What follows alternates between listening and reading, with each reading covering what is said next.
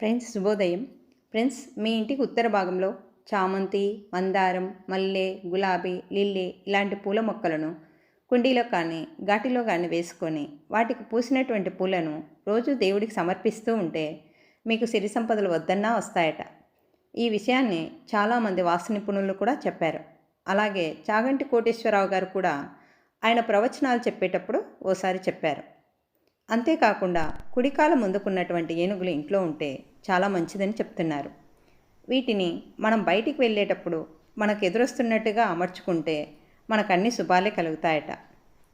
ఇంకొక ముఖ్య విషయం ఏమిటంటే, ఏనుగు కల్లోకి వస్తే, అంటే మీరు నిద్రపోయేటప్పుడు మీకు ఏనుగు కల్లోకి వస్తే మీ ఇంటికి సిరి సంపదలు ఏదో ఒక రూపంలో వస్తున్నట్టే గుర్తు అని చాగంటి కోటేశ్వరరావు గారు ఓ ఉపన్యాసంలో చెప్పారు.